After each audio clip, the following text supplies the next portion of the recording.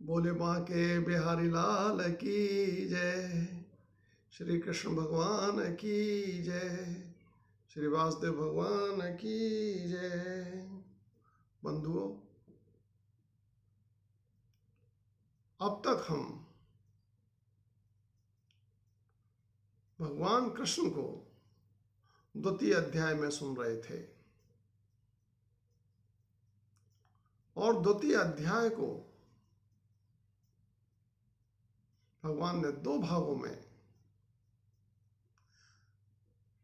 दो ज्ञान चर्चाओं को लेकर के अपनी बात कही। जब वो देही के स्वरूप की चर्चा कर रहे थे तब कृष्ण ने बताया कि धर्म योद्धा तो वो होता है जो धर्म युद्ध को लाभ हानि, जय पराजय और सुख दुख से परे होकर के, इन सब में सम रह करके जो युद्ध को करता है। इसी प्रकार दूसरे भाग में कृष्ण बोले कि अर्जुन, जो व्यक्ति कर्म के धर्म का पालन करता है, जो अपने लोक धर्म का निर्वहन करता है,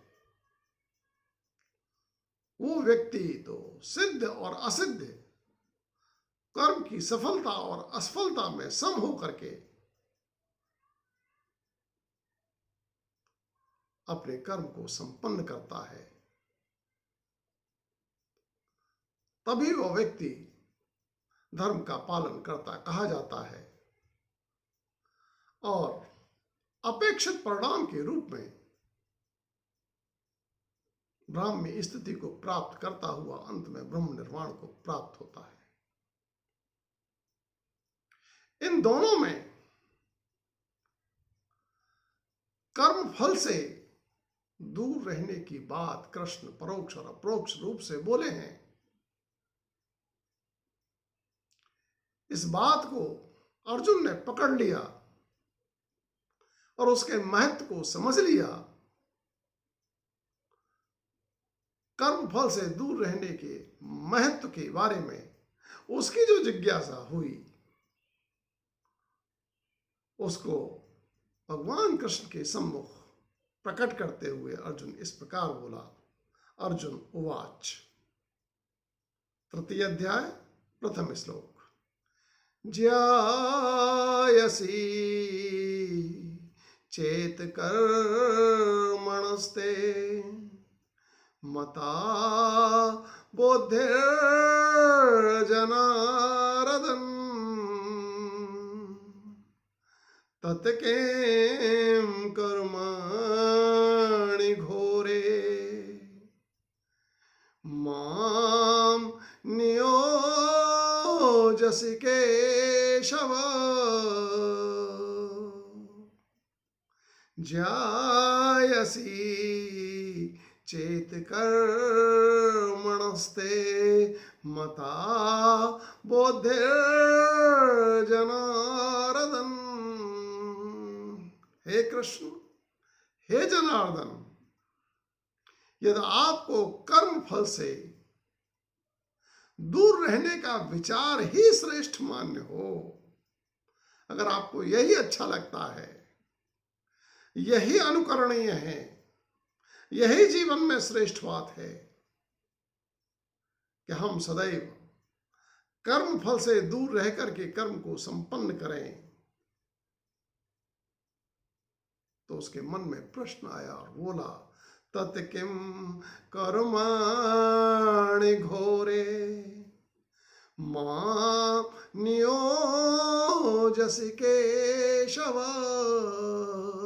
तो हे केशव, मुझे इस घोर युद्ध कर्म में ही क्यों लगाते हो? जब फल से मतलब ही नहीं रखना, तो फिर इसी कर्म में मुझे क्यों लगाते हो?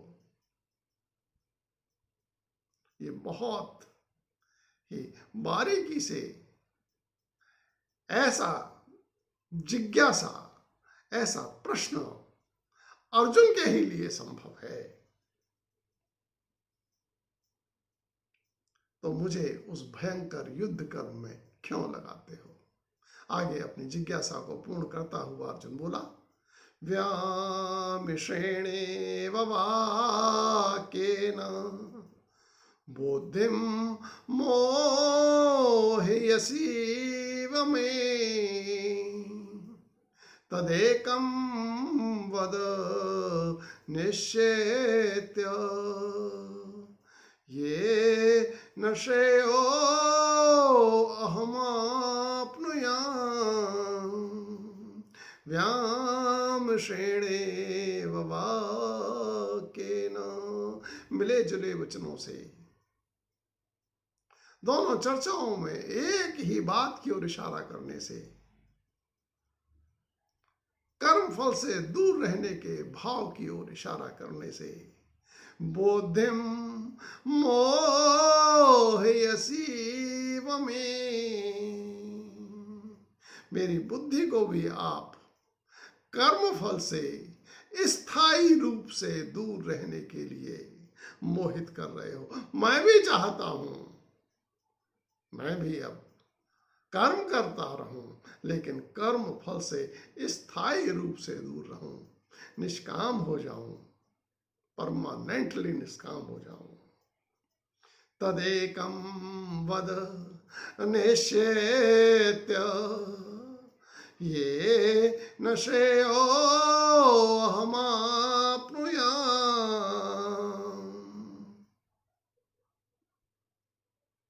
आप तो निश्चय करके एकमात्र उस कर्म विधि को बतलाओ,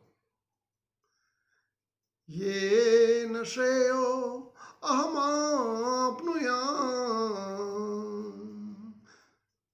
जिसका पालन करके, जिससे मुझे स्थायी रूप से कर्म फल से दूर रहने का, निष्काम रहने का श्रेय मिलना चाहिए। और इस तरह से कह करके अर्जुन ने अपनी जिज्ञासा को पूरी तरह से कृष्ण के सम्मुख रख दिया, और कृष्ण अर्जुन की जिज्ञासा का समाधान करते हुए तृतीय अध्याय में इस प्रकार, तृतीय श्लोक में इस प्रकार बोले। कृष्ण उवाच, लोके अस्मिन् द्विविधा निष्ठा पुरा प्रोक्ता मया नघ, ज्ञान योगेन सांख्यानां कर्म योगेन योगिनाम्। हे अनघ अर्जुन, लोके अस्मिन् द्विविधा निष्ठा पुरा प्रोक्ता मया नघ। हे अनघ अर्जुन, हे निष्पाप अर्जुन, कर्म फल से दूर रहने के लिए इस लोक में दो प्रकार की स्थितियों को, दो प्रकार की कर्म निष्ठाओं को मेरे द्वारा पहले ही कहा जा चुका है। ज्ञान योगे न सांख्यानां कर्म योगे न योगिनाम्। कर्म फल से दूर रहने के लिए ही धर्म योद्धाओं की निष्ठा बताए जा चुके ज्ञान योग के साथ होती है, ज्ञान योग का पालन करने में होती है। और धर्म का मनन करने वाले, धर्म का पालन करने वाले, लोक धर्म को व्यवहार में लाने वाले व्यक्तियों की निष्ठा तो बताए जा चुके कर्म योग के साथ होती है या होनी चाहिए। न कर्मणाम् अनारंभात् नैष्कर्म्यं पुरुषोऽर्जुन।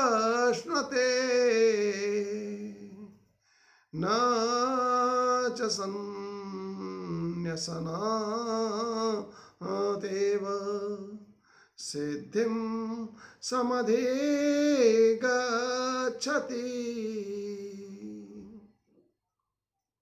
कृष्ण निष्कामता के बारे में आगे बताते हुए बोले, ना कर्मणाम् अनारम्भात् नैष्कर्म्यं पुरुषोऽश्नुते।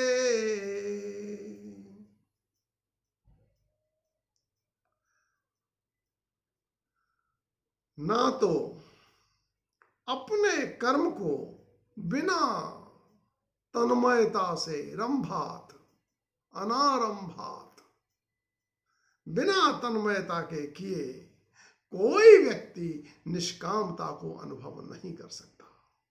जब तक व्यक्ति अपने कर्म को तन्मय होकर के नहीं करेगा तब तक उसे निष्कामता का अनुभव नहीं होगा। केवल वही कर सकता है निष्कामता का अनुभव जो अपने कर्म को तन्मयता के साथ करता हो।